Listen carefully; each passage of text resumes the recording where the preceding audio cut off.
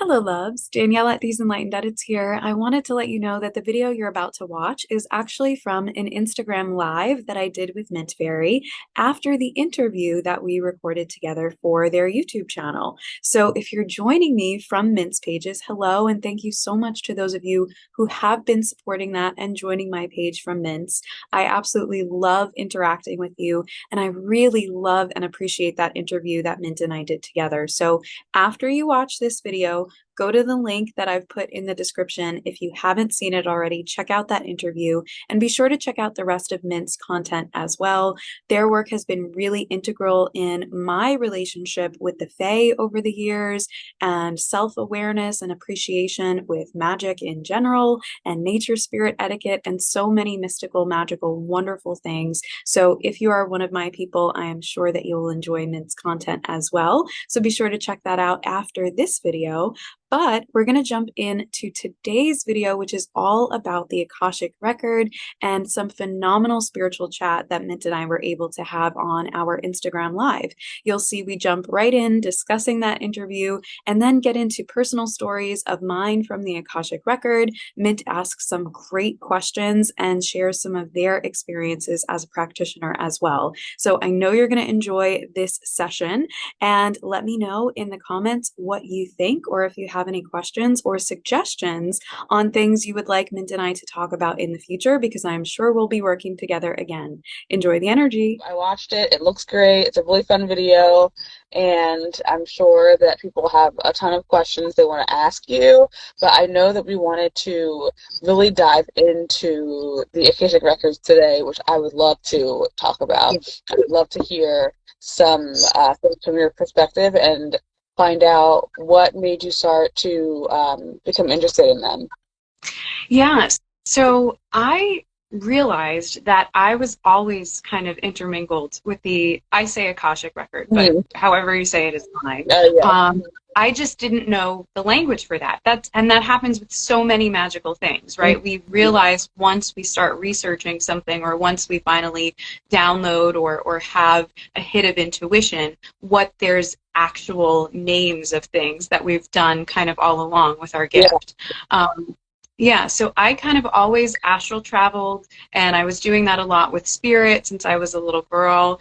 It wasn't really something that was in my control, and a lot of times I would end up these places that looked like libraries or looked like schoolrooms, and I just had no idea until my grandmother, who I took care of until she passed away. She passed in my arms, and then I ended up crossing her over. And she didn't want to cross for a few weeks after her passing because there were family difficulties and things. And she took me on an astral trip after her passing, and we ended up in this library. And she was asking me to walk with her, and then all of a sudden people that were in the library, other spirit, became aware that I was there, and I looked different to them because my soul energy was still connected to a body. So I looked different, and they all crowded around, and then they realized, oh, you're still alive, you're a medium, you can connect us back. And they were all crowding around my grandmother and I. And then actually librarians, as I like to call them, guides of the Akashic record, came and kind of pulled us out of that situation after I spoke to a few of them, and pulled us into almost like how certain libraries and college libraries have separate rooms in different libraries. And they pulled us into a different area, and I actually took my grandmother through her Akashic record life review. And I saw like her face change to different faces that she's had. And I saw lives, and you know, we had both realized when she was alive we had other lifetimes together, and that's one of the reasons I became her caretaker and helped financially and all those things. And she was gifted as well, but she was so afraid of her gift that she shut it down, and it made her ill. It actually, in my opinion, is what made her have dementia type things towards the end of her life, because she didn't process energy by way of her gift, and then her brain kind of started to erase and process and clear karma for her that she may have done if she had used her gift that she was scared to use. And and so we went through her whole life review, and she gave me some messages for myself and for the family, and then we crossed her over, and then before I came back to my body and to being awake. Yeah. So I'm just like, my mind is just and I know you're seeing it too, because I know how your gift yes, works, so I know that yeah. So before I came back to my body, I had some meetings with the librarian guides, and I got to walk around a little bit, and I realized, okay, this is the place that I've been visiting in sporadic dreams and meditations and things like that. And when I woke up, I was led to information that that place was the Akashic Records library, and linked it to different past lives of mine. And like I told you, one of my middle names that I made sure before I was born was Alexandria, for the library in Egypt, and very connected with libraries and knowledge aspects. Yeah. Wow. That is so as you're talking, I'm getting all of these such interesting visuals, and I'm like, what, and it's a place that my mind hadn't ever really gone in that respect. So it was very interesting to hear what you were saying, and like to just like feel the visuals was really so bizarre, very interesting. Yeah. Wow. It sounds like such a huge like spiritually taxing thing to do, right? Like it can be, yeah. And during that time, I was also more chronically ill. But I always have linked that. I don't know about you. The points that I have been the most ill would be the points that I would actually travel the most or download the most information. And it seemed that it was an intentional thing, that my body was slowed down or shut down to certain degrees, so that during that time I was expanding in spirit and so much a part of the other world. And then eventually you get those periods of reprieve with whatever's going on with your chronic illness, and you get to bring that information through and live it and enjoy it here and incorporate it into things that can help not only yourself but others here as well. Yeah, it's actually the opposite for me. When when my body is feeling pretty normal, that's when I'm just like on, and I'm just like, and then when I'm getting into vertigo time, then I'm very grounded and I'm very here in my body because I'm feeling this sensation that I can't really control. And that's when I do like the most normal stuff, like watch movies and like just, comfort myself, and my mind is like off. Everything is turned off except for the like process of caring for myself. But I do know what it's like to be on and then, be off, to be kind of in a different head. Everybody's different, and but I have found that, we all have those moments with whatever our body struggles are. I've seen that in the Akasha as well, because in my experience, not only as an Akashic Records reader, but as an energy healer, I see everyone kind of come in with three energies. So we come in with like a soul inheritance, which is part of our soul's karma, and we've obviously had other bodies and other, nationalities and genetics and things a part of us. So we have our soul karmic record and karmic connections and things like that. And then we have like a physical inheritance of things that we've picked up from being in this body, and the genetics or traumas or ancestral things that this body has brought and inherited down with it. And then the third, in my opinion, is, the universal energy. Right, yeah. And I feel like it makes complete sense because we're always talking about these powers of three and the way that we are connected in three different ways to everything. There's so much, everything is a triplet. Everything's like a trilogy, very interesting cycle of three. So I love hearing about that. I love hearing about everything that stems from these beautiful ancient ideas and ancient philosophies that we are so connected to them, but we're also so far removed from them. How do you feel like you connect? I'm just interviewing you all over again. That's fine. I want to interview you sometime too, though. Yeah, for sure. I'm just, because I'm like fascinated by everything that you say, and I want to just hear more. I want to know I'm a start to finish kind of person, so I'm like, okay, tell me everything. Like, tell me everything you know. How I'm did you here come for to this it. conclusion? um, but I want to know about what it seems like or what it feels like when you are connecting and trying to show someone their lifelines or their timelines, because when I'm doing like past life readings and things like that, I get a very similar type of catalog. I get a very similar type of like library. I get this timeline, or not like a line, but kind of like a solar system of their lives, and I look at it in a very similar way where each planet is a life along their cycle. So when Yeah. you're describing what you go through in this library, I'm like, it's so similar, but mine's like in space. It's a space library.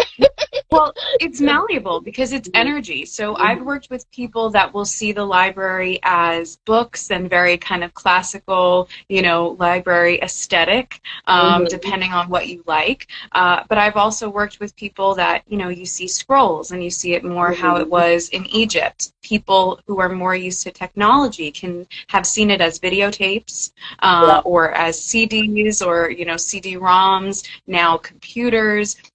Sometimes I've gone there and seen holograms. I've seen in space as well. It's a malleable Yeah. space. It's in the ethers. Yeah. And actually, the Akashic record as we know it is linked to ether because really this term Akashic records is pretty new.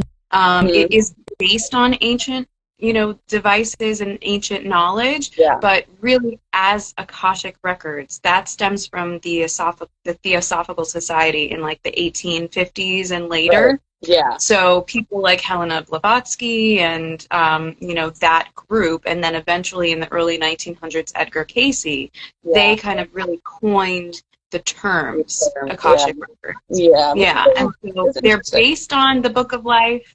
They're based on the Tablets of Destiny, which is really our most anciently known source from Sumerian and Mesopotamian. The Tablets of Destiny. That Yeah. sounds like the most amazing like journey to find the Tablets of Destiny.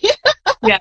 I'm Hopefully imagining this better. incredible. No hate to Indiana Jones fans, but hopefully better than that because they did Kali a little dirty in Indiana Yeah, Jones. that's So true. That's very true. But I think it's such a fascinating sort of subject to start with is how do you feel about the translations and how do you feel that they have been portrayed? Because I always get mixed answers when we're talking about these kinds of ancient texts and how the what we receive, like the book that we receive, is so edited and so mishmashed. I wonder how much we're missing, or if we're missing anything at all from the original, copy of this.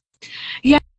So what has been presented to me is that really here on Earth, our most ancient access that we still have access to is stemming from that Sumerian, Anunnaki, Mesopotamian tablets of destiny. Hmm. And then kind of when the torch passed a little bit more westward, then we brought it into Egypt, and Thoth, as the ancient scribe, brought it through, and he brought through his emerald tablets. And then it became adopted by our other Judeo-Christian religions. So it became known as the Book of Life through the Torah, through the Bible, and even the Quran.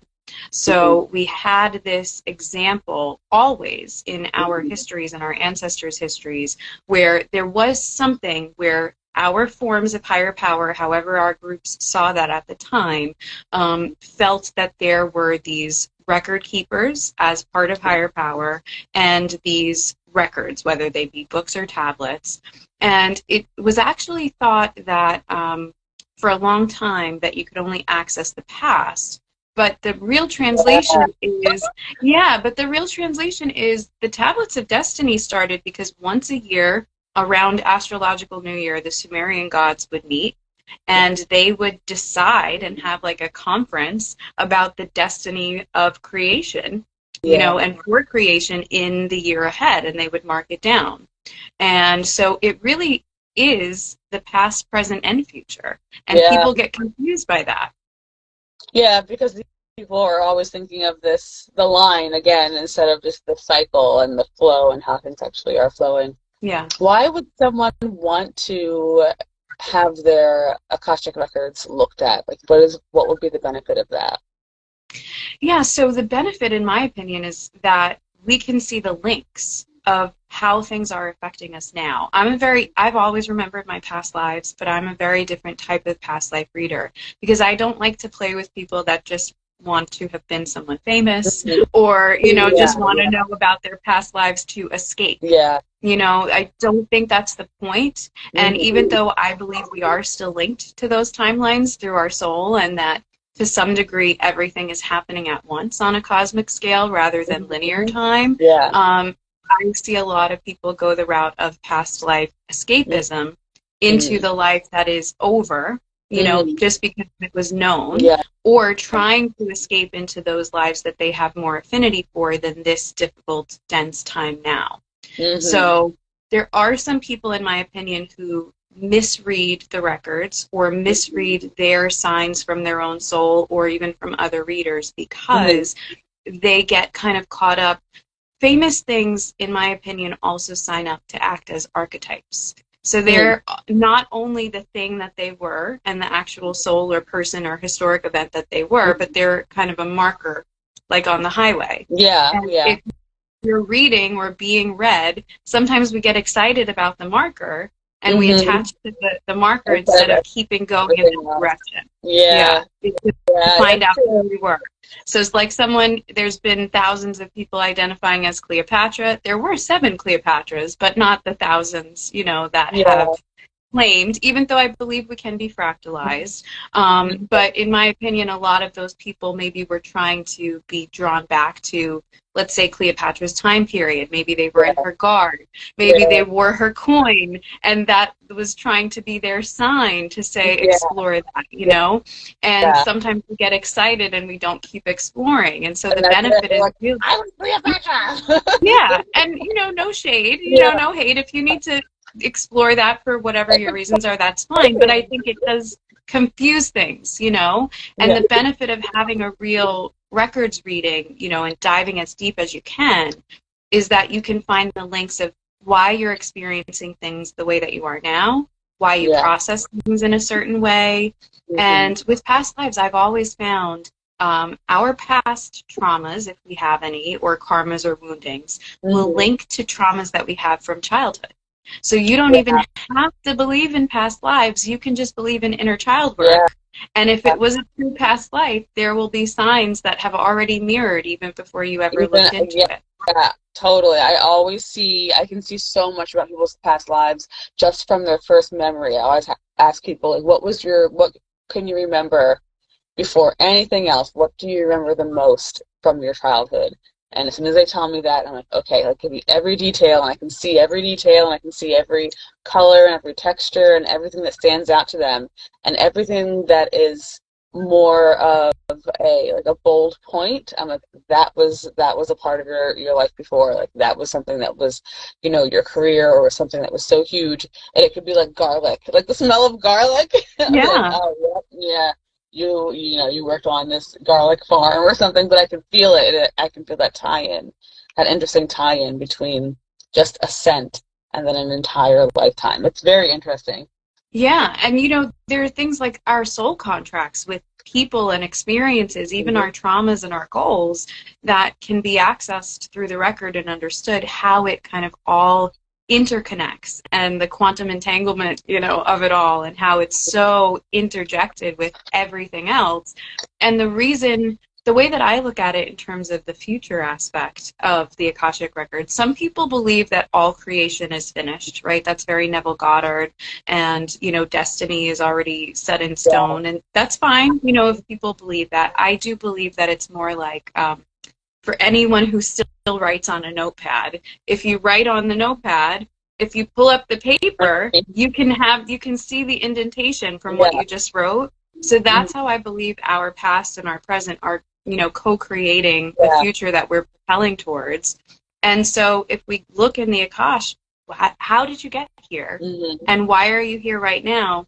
Then you could better determine the indents that you're making to propel you towards the future you want. That's more controlled by your consciousness rather than that kind of unconscious consent or past beliefs or past woundings or fears. Yeah, just living along these patterns that you don't have to follow, but you're just kind of like going into the grooves and allowing yourself to be pulled along by the stream instead of carving out a different groove or just like erasing it and writing a different Yeah. writing a different story, you know? There is always that foundation there, but you don't always have to succumb to it. There are Right. so I mean, many that's different why I pathways. believe we have free will, and it's Yeah. about, but you have to use it and you have to not give it away to other people or other things controlling it.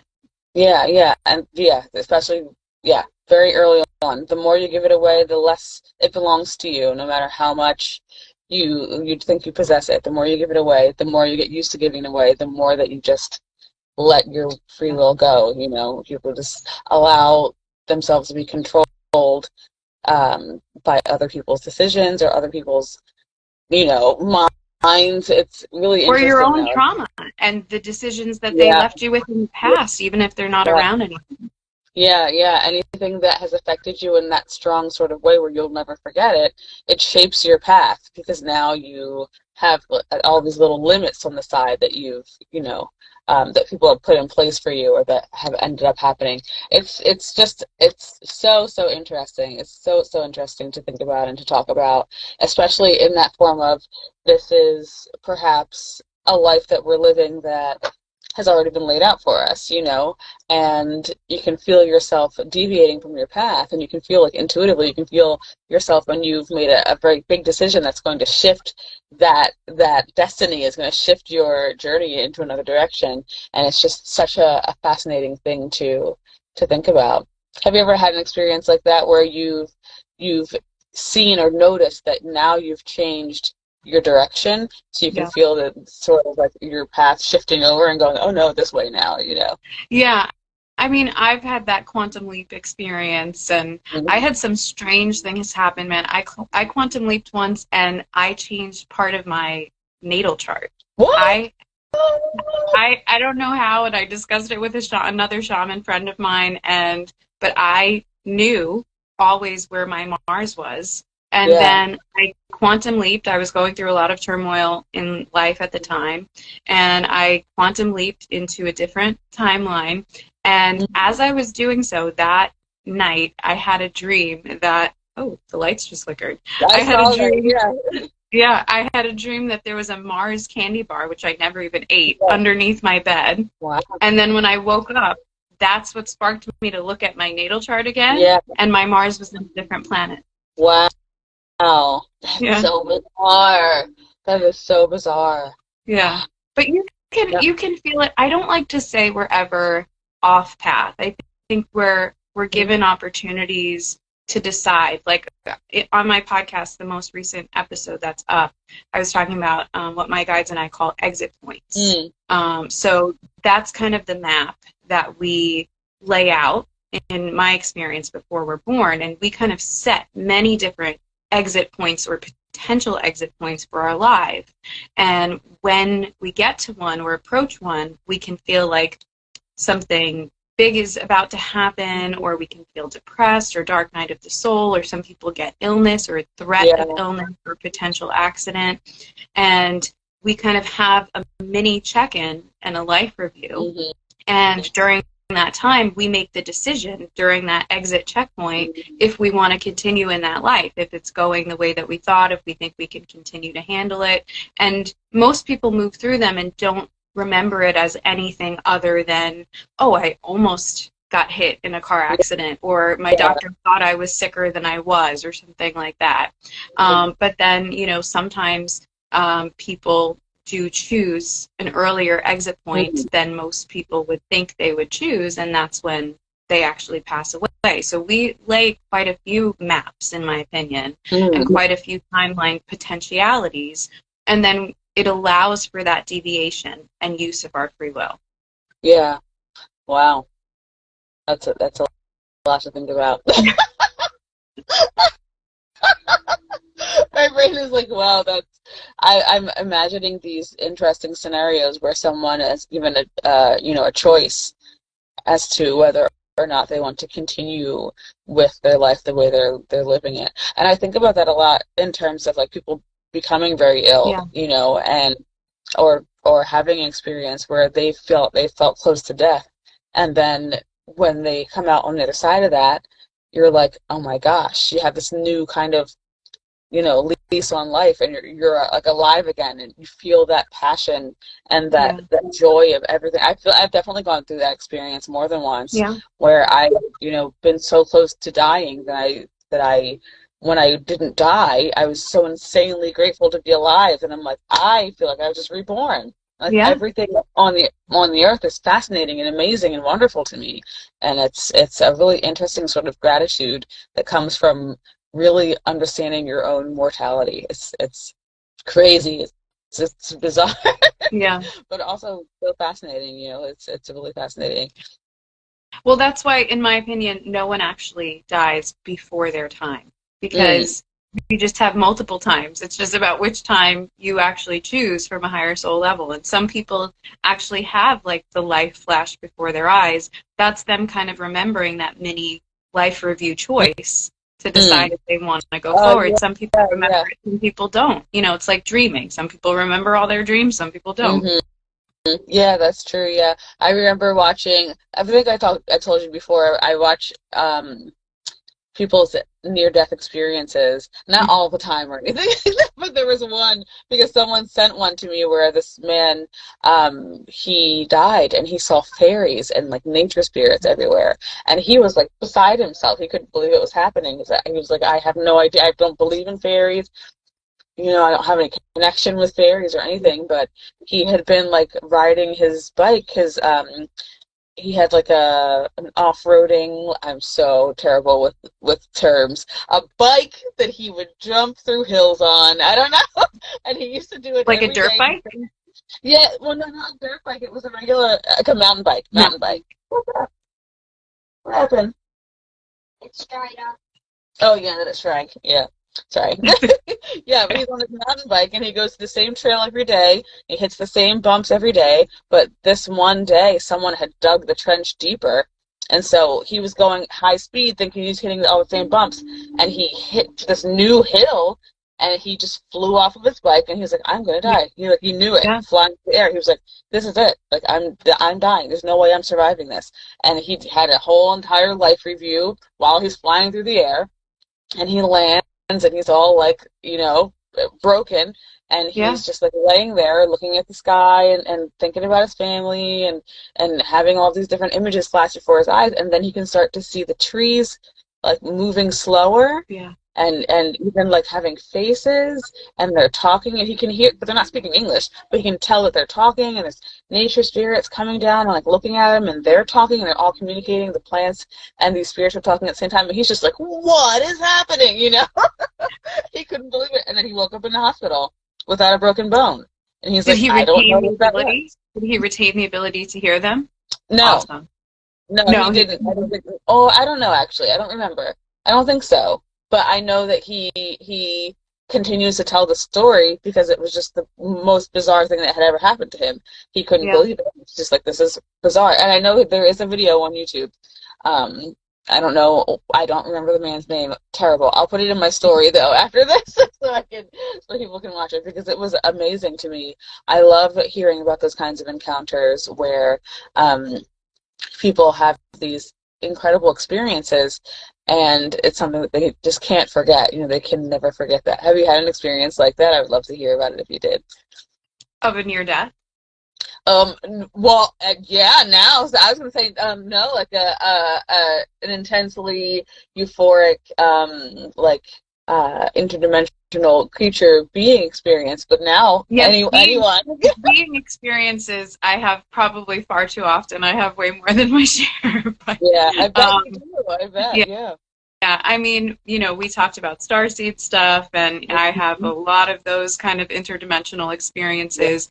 I Yeah. remember communicating with angelics from very little girl, like toddler age, like 3. And my family was Catholic. So before I kind of regained all my knowledge and had the ability to go and do my own research and expand into all the other pantheons that I love, there was a lot of things present however you're ready for them at the time. So when I was little, that was a lot of traditional kind of angelic figures and Mother Mary. And Yeah. I remember like laying down paper and for me and for them, and seeing what like they would color with me, but nobody else could see what was on the paper except for me. Oh, that's so cute. Yeah, so that was me as a kid, and then I grow up, and do all this, and I eventually, sometimes I channel artwork and stuff with them, and other beings, but that's why it's been hard for me, honestly, to ground. Like we were talking about that in our interview. It really took me as an adult redeveloping my relationship with the Fae to get comfortable grounding again, because so much of my life and my gift has been up through the ethers, and it's felt difficult to ground. And then I had different body things and traumas and stuff that made it more uncomfortable. And so I have a lot of those type of experiences. I have had near death and out of the body without traveling, like just with the cord and looking down over the body. I've had that one. Yeah. But my favorite though is actually when clients, like when I am able to see their near-death experience and help them understand it, because I've seen some amazing things. I never tell on my clients, I'm very private.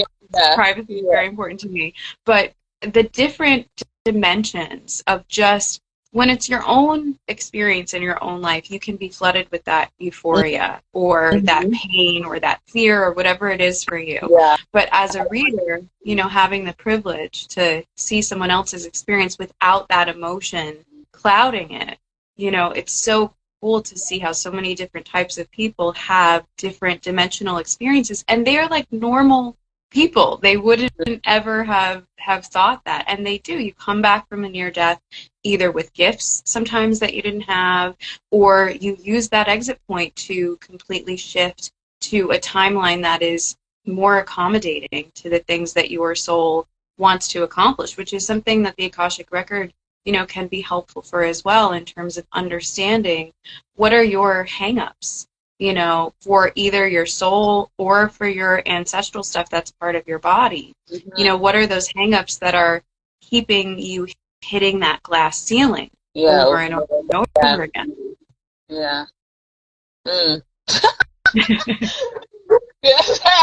I'm having the best time. I'm enjoying you seeing the things that I've seen and you seeing it in your way, and it's a shame that we can't hologram that to everybody else. I know. I'm looking at you and going, yeah. Like,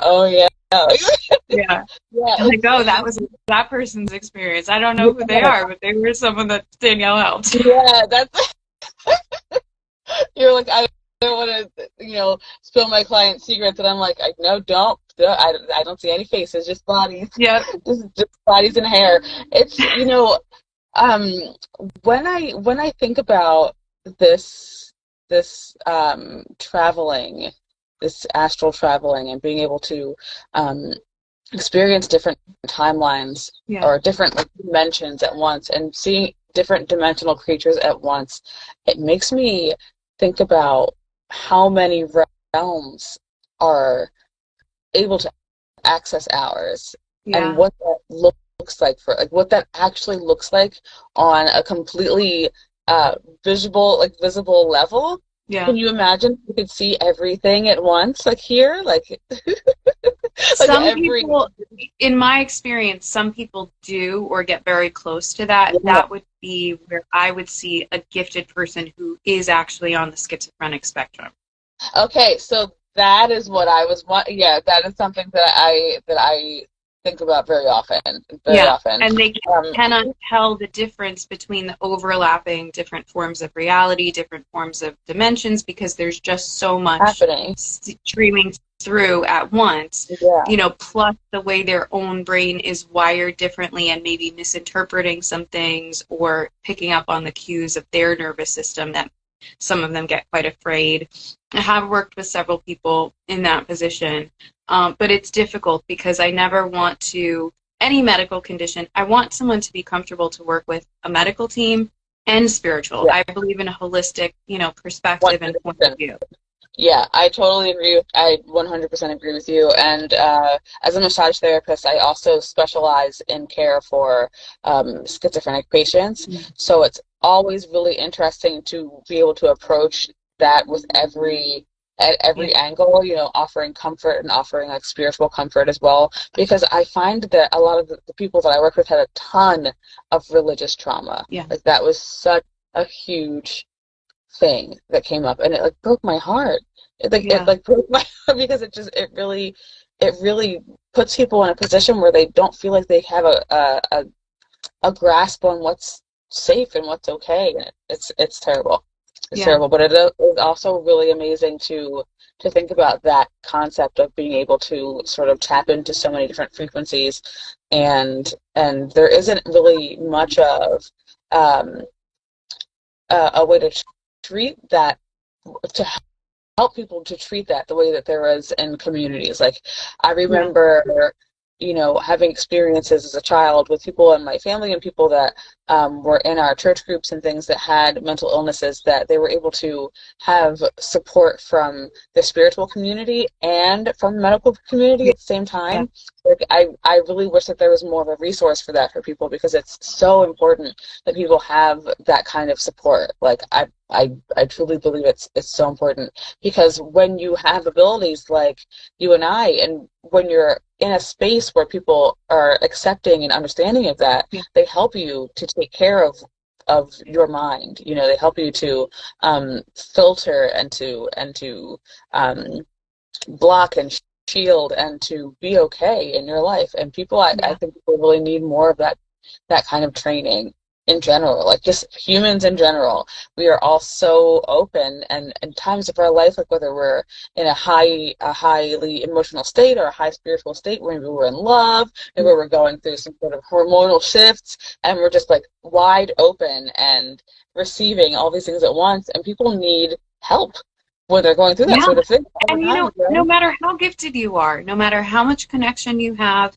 it is always helpful, in my opinion, to be able to work with someone who can hold space for you, someone who maybe has different perspective or experience that you don't have, because even if they trained the same way as you and you guys are on par with your gift levels, etc., they will have the perspective of not being in your emotional state and trying to do your own divination and then building a ritual or practice or healing or whatever while actually doing it and feeling it can be so difficult. It can make the process longer.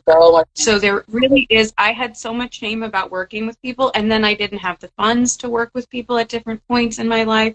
But if you do, or if you can find someone that will work with you or barter in another way, that is good for you and them, you know, no overwhelming each other. But if you can work with someone, I highly advise it, and it doesn't mean anything less about your gift, because it really will help you. They'll have a perspective that you can't have, not because you're less than, just because they're not going to feel what you're feeling as you're feeling it to your degree, and will help you maintain. Yeah, that's so true. That's so true. And I wish that there was more of a bartering system for things like that in the spiritual community, because it is so important. As a massage therapist, we worked with each other all the time. That's just what we did, you know, because we're all working hard every day to like massage people's bodies with our muscles. You know, we're doing hard work all the time. So we also needed massages. So, you know, no one wants to pay for a massage when you're a massage therapist. And therapists, you know, psychological therapists have their own therapists. You know, everybody needs some kind of perspective and some kind of mirror sometimes. So it really isolating and feeling like you have to do it all yourself is, in my opinion, part of religious or spiritual trauma. Totally. 100%. Yes. Oh, 100%. Yes. I 100% agree with that as well. I'm just like putting protection oil all over my body. These bugs are getting me. It is like such mosquito season here. It's terrible. I really think that more support in the spiritual community, especially for like beginners that come up with you know, they want to explore their psychic abilities, or they want to explore mediumship, or they want to explore their connection with the divine or with nature spirits. And it's great to be able to watch YouTube and have channels to look at and stuff like that, and it's great to find community online. But man, I really wish that there was some sort of like community person, like your medicine woman that you used to have, that would be able to help you and guide you through these very interesting changes that people are going through, especially right now with this wonderful and interesting shift where everyone is feeling more secure within themselves, and they're feeling like they can make decisions for themselves that are, a lot more bold and life-changing than they used to. Yeah. I'm really appreciating it, but it's causing a lot of issues for a lot of people, I think, when it comes to relationships changing. Yes. Because everyone I've spoken to, all of my friends, people, the strangers, we're all having these huge shifts in relationships because people are being able to speak up for themselves, and I love it. But it's also, it's just very fascinating. Have you found that you've been experiencing this as well?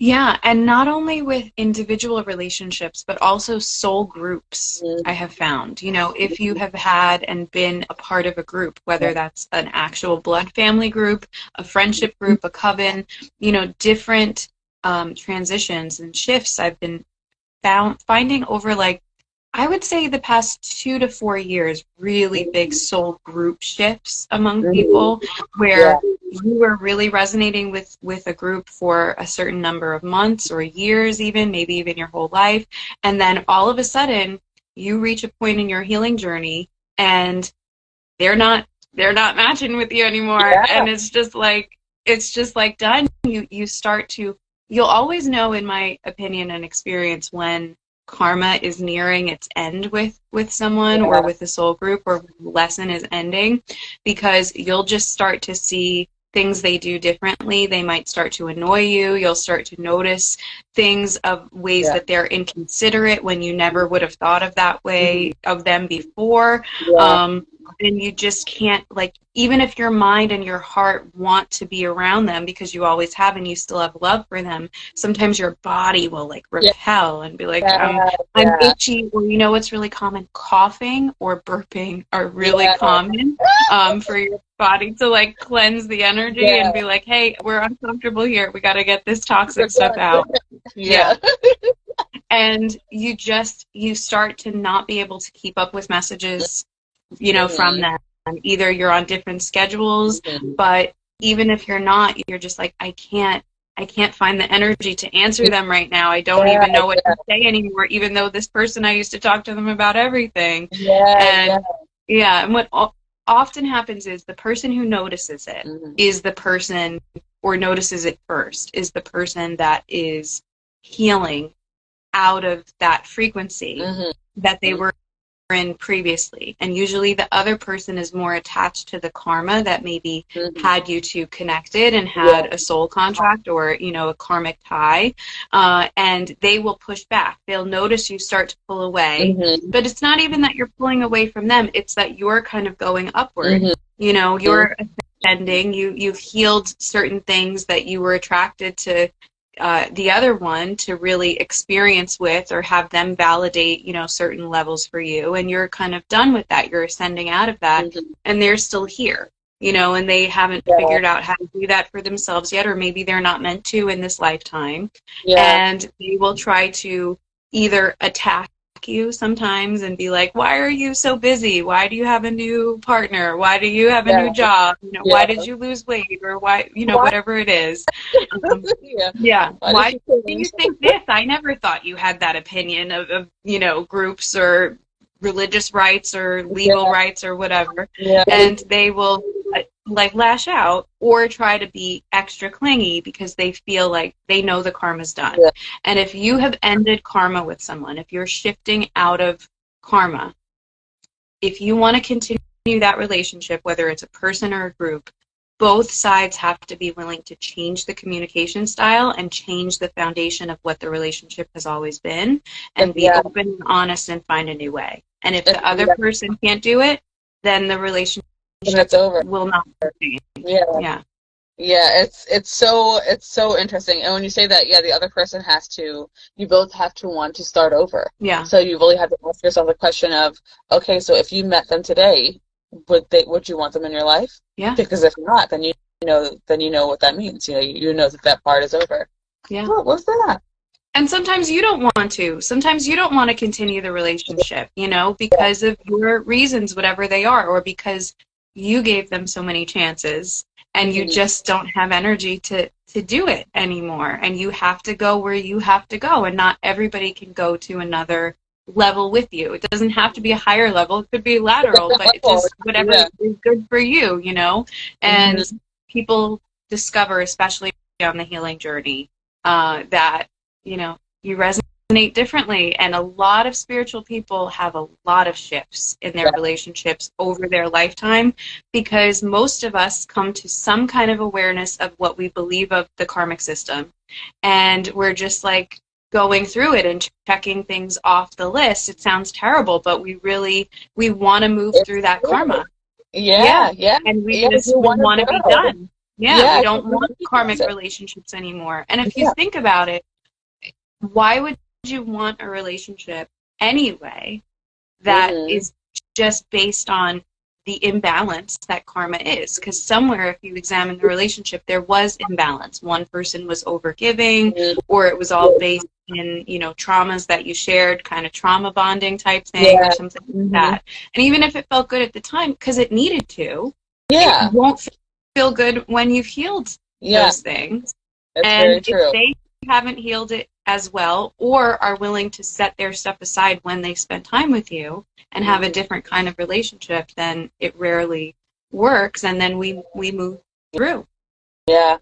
Yeah, and it really doesn't. A lot of the time, people don't see it as this karmic Yeah.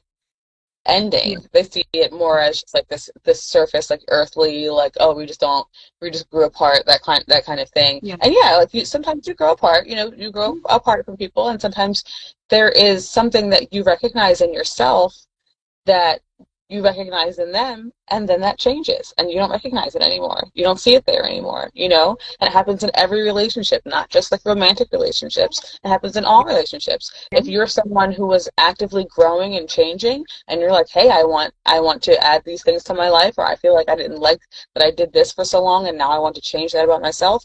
If the people around you are not supportive of your change or your growth, and they're not going through their own changes and growing as well, you will you'll notice that you just don't look the same anymore. Yeah. You know how friend groups, sometimes everyone will look kind of the same. They'll have like a similar style or something, or they'll laugh the same way, and they're all in flow. They're all in this like familial state, and it's really beautiful.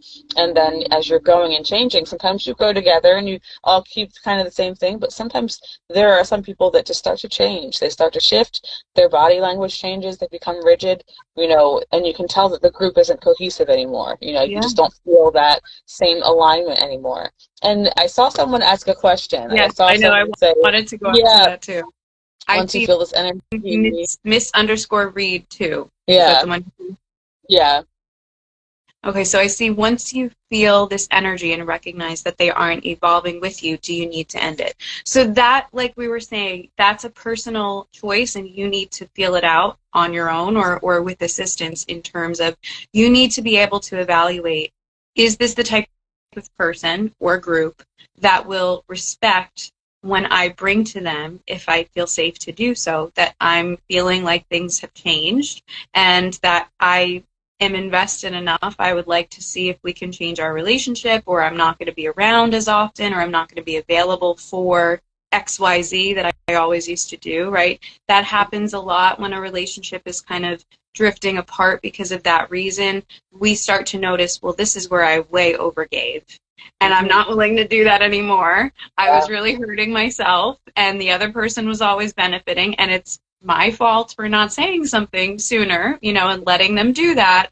But now that I'm done with it, I have to either figure out how to say I'm done with it, and yeah, then it's up to the other person if they can respect it or not. exactly. So you have to gauge, is it a safe person that you can have or try to have that type of conversation with?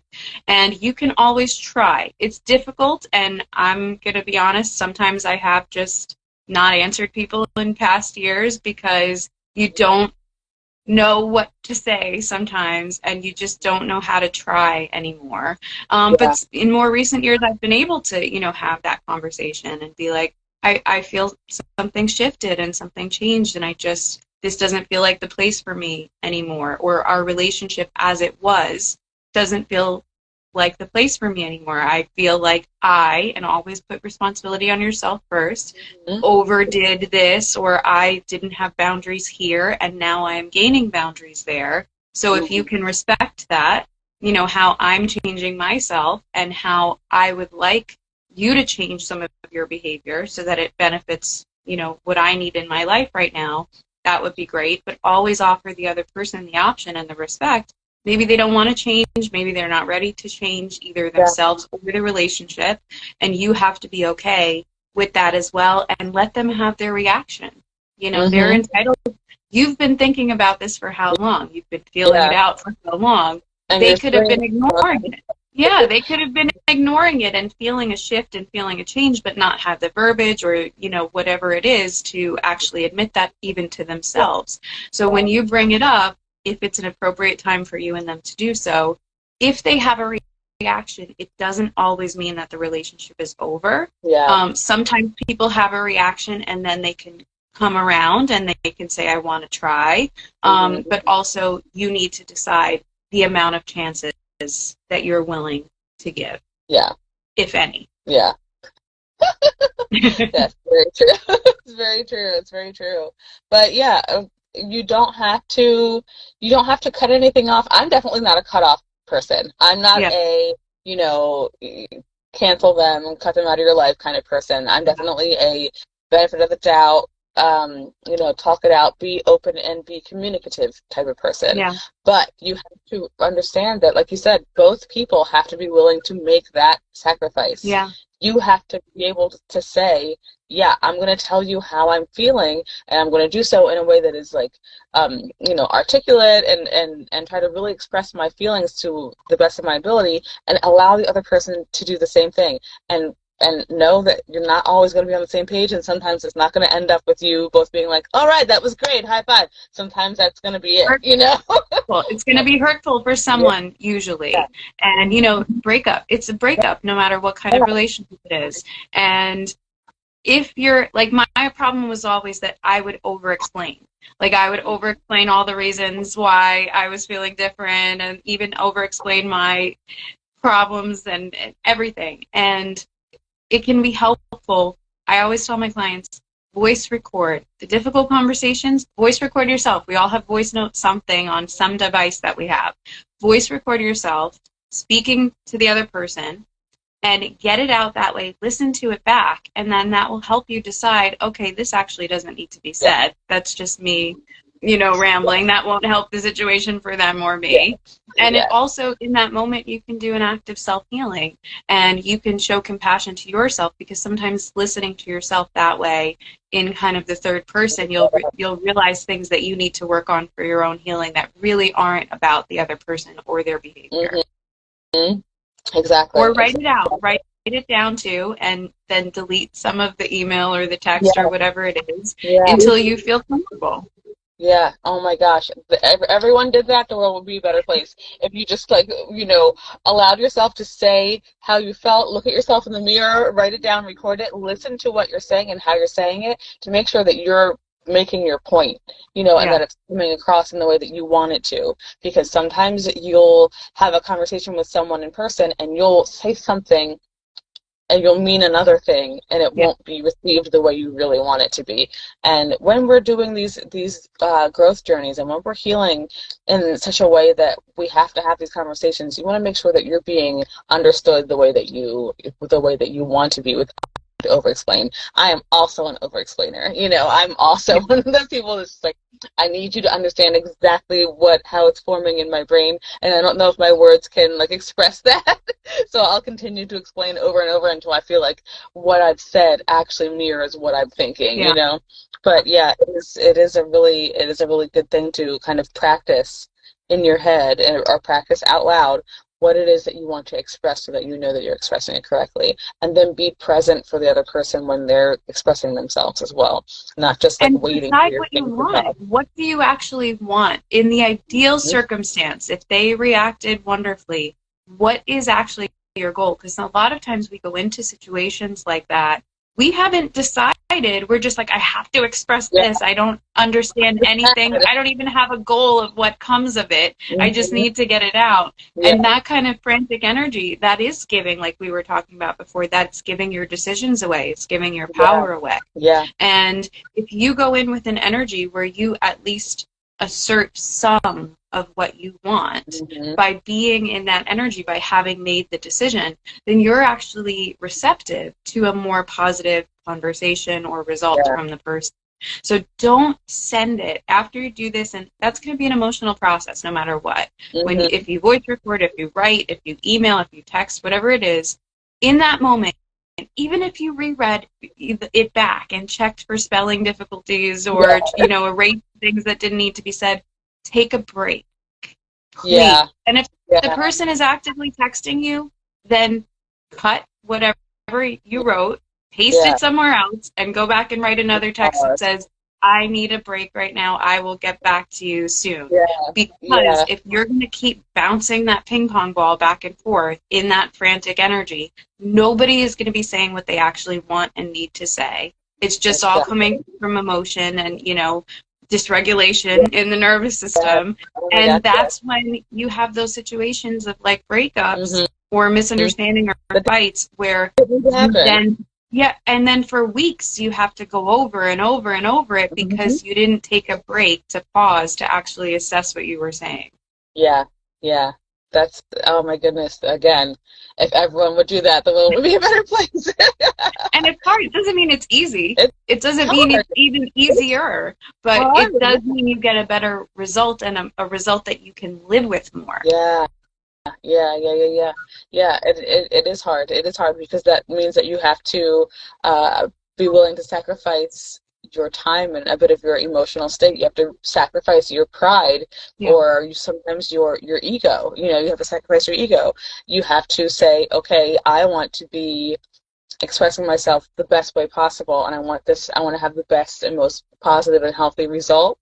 So doing that, sometimes you have to sacrifice your like quick wit and your great comebacks in order to have an actual moment of growth. And I think that's really, I don't even know how we got on this conversation. Because soul contracts, I think, we had talked about that too. So there's a lot of soul contract stuff in the Akashic records. So. It's true. That is true. We were talking about soul contracts. Yes. I'm like, how do we even get on this?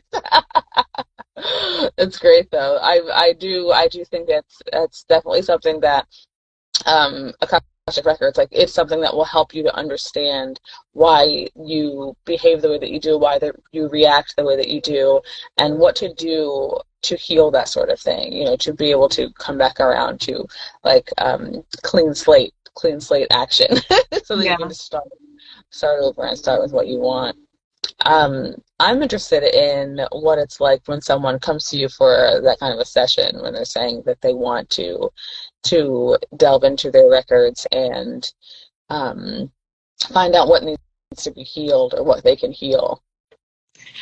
So my personal policy is a few years ago I transitioned the way that I do healing with people, because I noticed that the levels of depth or height that we get to when we do energy healing, not only does it take so much more energy, but also it is so impactful to the person's energetic system. It changes so much that was no longer something that my guides and I felt comfortable doing in session form, because it was akin to doing surgery on someone and then never checking them to check the sutures, or if they go back to equilibrium or whatever. And sometimes and so it just didn't feel healthy. Sometimes then they would be frantic about that integration process, and it doesn't have to be frantic. It just can just be out of place. You know, when you do an energy healing and really change someone's energy, whether it's through the Akasha or chakras or whatever your modalities are, it can change so much. You need to be able to, in my opinion, continue to hold space for that person more than session. So that's why for my healings, I do, you know, package formats with people to make sure that they will integrate. But for my sessions, I can, like, you know, I can give information on, we can read and find all those areas that need healing in a session. And then the person can decide for themselves. A lot of us do have the tools to self-heal.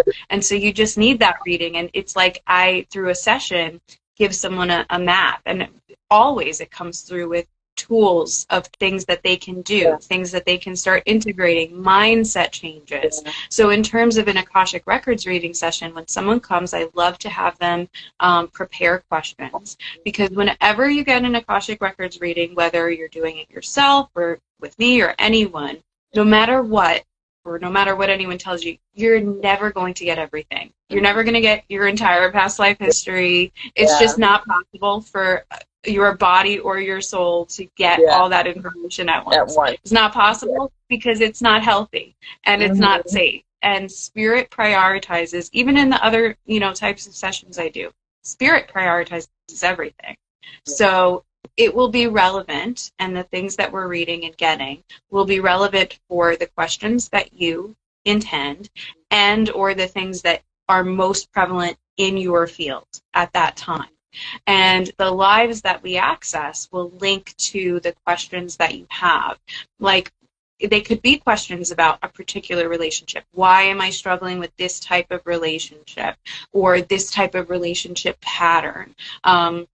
What happened with me and my mother's family or my father's family, and different things. Why do I have such an affinity for this subject or this area of the world, etc.?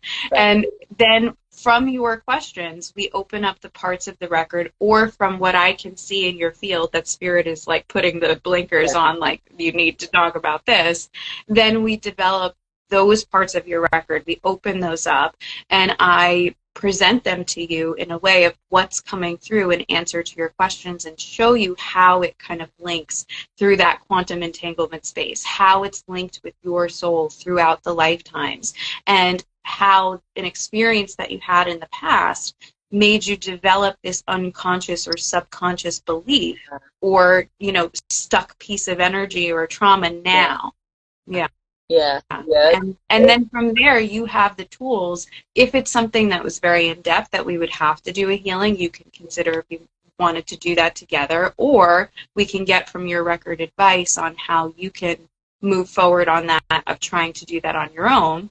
And there's different ways. Hi, Yul. Hi, what's up? I had to make some food. Okay. Yeah, it's time. Master Chef. Yeah, it's time to do some cooking. I figured it was about Mommy O'Clock. Did you make those pancakes earlier? Yes, they were. Awesome. Yeah, it was really fun. He's super into the cooking right now. So wonderful. Well, you could even ask things like that, like, why am I super into this? And you get the answer that helps you to understand so that you're not stuck. Because sometimes when we're obsessed with something, even if it brings us joy, we can be stuck in that instead of using it to propel us forward. So we get a lot of answers and information, and it can be really helpful. And I did get a question, can you read your own Akash before we go? In my experience, yes, it can be more difficult. There is a book, if anybody wants to, do their own research, How to Read the Akashic Record by Linda Howe, Howe. It's a little bit Christian affinity, but it's easily malleable to other language that you're comfortable with. That has a good practice, in my opinion. You want to be respectful to yourself and to others, and open and close the records responsibly so that you're not allowing any sort of trickster energies or anything in your field. But the biggest thing with reading yourself, if you try to, is you have to believe that you have the right to. You have to believe you have support. And you have to know that guides that you get from the Akash will be different than your therapists. Well, it's obviously time for me to go.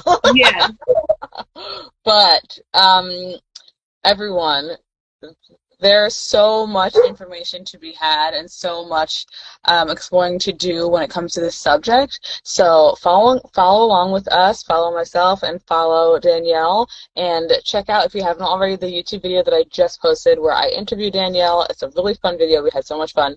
We'll definitely be doing more collaborations in the future. I also had a reading from Danielle the last time we spoke, and it was quite amazing. So I definitely want to share more about that as well. The next time we speak. But yeah, this will be saved as well, so if anyone wants to rewatch it or anything, that is possible. But I will talk to you later. And if anyone wants a reading, follow my pages. They're linked in anywhere. And reading with Mint, you have to contact you, right? About the readings with you. Yeah. If you want a reading from me, I've been really delving into doing people's Fae atmospheric readings, which is really fun. Just figuring out which Fae are in your area and how you can contact them. So that's been my favorite thing to do the past couple of weeks. So yeah, just DM me if you were interested in anything like that. And we will be live again some other time, probably in the next couple of months. Yeah, leave us topics. We'll dive into another topic next time. Yeah, I love that. All right, bye everybody. Hey, thank you. Bye, you. That was so much fun. I hope you enjoyed it as much as I did. And if you would like to work with either Mint or myself, check out the description. I will be linking Mint's YouTube channel, their Instagram, and their Etsy shop. I believe for readings, you still have to contact them directly on their one and only Instagram page. So check that out if you would like a reading or a session with Mint.